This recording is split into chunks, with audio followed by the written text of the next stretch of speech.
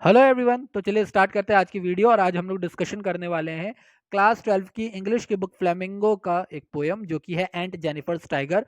और लिखा था ये एंड्रिन रिच ने। तो मैं पहले आपको एंड्रिन रिच के बारे में बता दूं कि ये एक नारीवादी क्या थी, पोएट थी और एक सिद्धांतवादी थी। ठीक है, इनके बारे में पढ़ लेते हैं। अब एंड्रिन रिच जो है वो वाइडली नोन थी उनके अपने इन्वॉल्वमेंट के लिए इन कंटेम्प्रेरी वुमेन्स मूवमेंट, यानी कि जो नारी आंदोलन चल रहा था उसके अंदर इनका बहुत बड़ा योगदान था as a poet and theorist, यानी सिद्धांतवादी और कवि होने के नाते।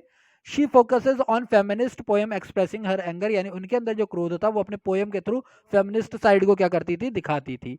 हर poetry changed a lot in people's specially women's view toward the way they lived their lifes and their role in society, यानी वुमेन्स का हमारी सोसाइटी में, हमारे समाज में क्या रोल है और वो किस तरीके से अपनी लाइफ को जीती हैं, इस चीज को वो अपनी पोइट्री में बड़ी अच्छे से दिखाती थी। The poem and Jennifer tiger bring the forth the message that women need to live for themselves and not to be dependent on man, यानी कि ये जो हमारी पोएम है एंड जेनिफर टाइगर, ये इसी बात को लाती है कि एक औरत को अपने लिए भी जीना चाहिए, उसे हमेशा किसी आदमी के ऊपर डिपेंडेंट होने की जरूरत नहीं है। Also, it addresses the constraints of married life experience by a woman in a male dominated world, यानी कि एक पुरुष प्रधान देश या एक पुरुष प्रधान दुनिया, मेल डोमिनेटेड वर्ल्ड में किस तरह से एक जो मैरिड लाइफ होती है उसका एक्सपीरियंस क्या होता है, क्या क्या उसके दबाव होते हैं, कॉन्सेंट्रेंट्स होते हैं, इसको इस कविता के अंदर लाया गया है। समझे आप? तो चलिए हम करते हैं, अब इसके बारे में पढ़ते हैं कि आखिर क्या क्या बात थी जो हमें यहाँ से पता चलती है। यानी कि ये बात तो है किसी के दबे रहने की ही, है ना। तो पहली बात है एंट जेनिफर, जो हमारी पोएट है एंड्रिन रिच, इन्होंने इनकी एक एंट, इन्होंने इमेजिनरी कह सकते हो है एंट जेनिफर। वो उन्होंने क्या बनाए हुए, टाइगर बनाए हुए हैं। ये टाइगर है, सिंबलाइज करते किस चीज को, spirit of freedom which she herself is बेर ऑफ, यानी कि ये उस फ्रीडम का, ये उस स्वतंत्रता का प्रतीक है जिससे वो खुद ही कभी नहीं मिली है। उन्होंने खुद उस स्वतंत्रता को क्या कर दिया, खत्म कर दिया, उस फ्रीडम को खत्म कर दिया। यानी एंट जेनिफर क्या है, फ्री नहीं है, हालांकि उनके टाइगर सिंबल है। टाइगर कैसे लोग जानवर होते हैं, टाइगर आर ड्वेलर्स, यानी कि वो घूमने फिरने वाले होते हैं। कहाँ पर, ग्रीन फॉरेस्ट में, यानी वो आजाद होते हैं। वो फियरलेस होते हैं, निडर होते हैं और फेरोशियस होते हैं, यानी खतरनाक होते हैं। This is in the stark contrast to the suppressed womanhood in aunt's personality, यानी ये बातें इस चीज को दिखाती है, ये जो टाइगर है ये इस बात को दिखाता है कि उन्होंने अपनी नारीवादता यानी वुमन हेड के अंदर उन उन चीजों को छिपा रखा है जो वो अपने टाइगर के साथ दिखाना चाहती हैं। वो फियरलेस हैं, आंट जेनिफर फियरलेस हैं, वो फेरोशियस हैं, वो घूमना चाहती हैं, वो बाहर जाना चाहती है, पर वो दबी हुई है। ठीक है, अब ऐसा क्यों कहती है poet. Uncle made her life very burdensome, the expression massive weight of uncle's wedding band symbolize male dominance. आप लोग पता है क्रिश्चियन वेडिंग में रिंग दी जाती है और उसी रिंग को यहाँ पर वेडिंग बैंड का नाम दिया गया है। बात यहाँ पर बोली गई कि अंकल ने उनकी लाइफ बोझ से भर दी थी, और ये जो एक्सप्रेशन है कि massive weight on uncle's wedding band, यही बताता है कि कितना मेल डोमिनेंस है, कितना पुरुष प्रधान एरिया है।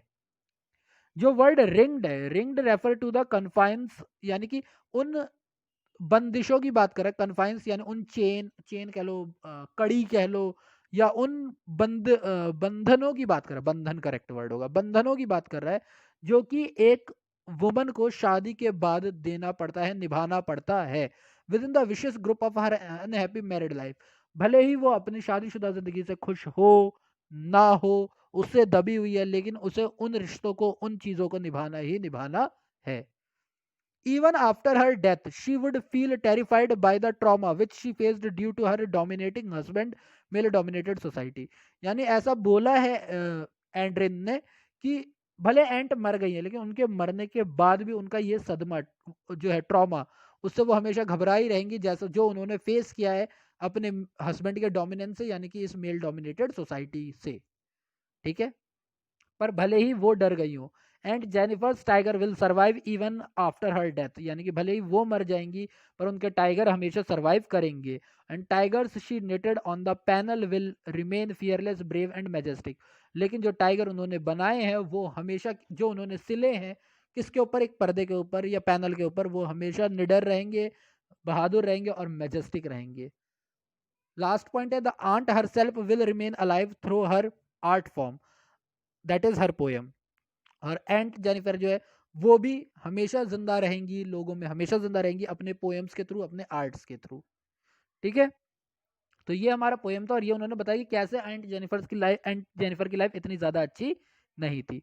अब बात करते हैं पोएटिक डिवाइसेस की। देखो आपको स्टेंजा दिया जाएगा, तो अगर स्टेंजा दिया जाएगा तो वर्ड आता है आपके पास फिंगर्स फ्लटरिंग या फिर प्रेंसिंग प्राउड।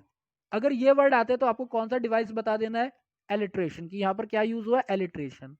अगर वर्ड आता है आपके स्टेंजा में ब्राइट टोपेज डेनिजेंस, समझ गए, ये तो बड़ा अजीब सा वर्ड ही है, ये सीधा इमेजिनरी है, ये इमेजिनरी है, क्या है, इमर्जरी, ये आपके दिमाग में एक इमेज बनाता है। Then tiger freedom of spirit, ये क्या है, टाइगर क्या है, फ्रीडम ऑफ स्पिरिट है, तो ये क्या है, एज अ सिंबल इस्तेमाल किया गया है। एंट जेनिफर को किसके द्वारा सिंबलाइज किया गया, यानी एंट जेनिफर भी एक सिंबल बनी है किसकी, पेट्रियार्कल सोसाइटी की। पेट्रियार्कल सोसाइटी वो होती है जहां पर पिता की हुकूमत चलती है, यानी घर में किसी पुरुष की हुकूमत चलती है, तो ऐसे समाज को हम लोग क्या बोलते हैं, पेट्रिकल सोसाइटी। वेडिंग बैंड जो है वो मैरिज के जो दबाव है उसको दिखाता है, ठीक है। और अंकल वर्ड जो है वो मेल चौविनिज्म यानी कि मेल डोमिनेशन को दिखाता है। तो इसके अंदर हमारे तीन तरह की पोएटिक डिवाइस यूज हुई है, पहला एलिट्रेशन, दूसरा इमर्जरी और तीसरा सिंबलिज्म। टाइगर सिंबल है फ्रीडम ऑफ स्पिरिट का, एंट जेनिफर सिंबल है woman suppressed in the patriarchal society, wedding band symbol है ऑपरेशन मैरिज, और अंकल है मेल डोमिनेंस डाल देना, क्योंकि ये वर्ड याद रहेगा नहीं आपको, अगर याद रह जाए तो चौविनिज्म डाल देना, ठीक है। सो फ्रेंड्स, इस वीडियो के साथ मैंने आपके सारे पोएम जो हैं उसको कंप्लीट कर दिया है, क्योंकि द रोड साइड स्टैंड आने वाला नहीं है, वो पोएम आएगी नहीं आपके सिलेबस में। आपके फ्लेमिंगो के सारे चैप्टर और सारे पोएम इसके साथ कंप्लीट हो गए हैं। अगर आप लोगों को कोई भी डाउट है, कोई भी प्रॉब्लम है, तो आप कमेंट बॉक्स में मुझसे पूछ सकते हैं।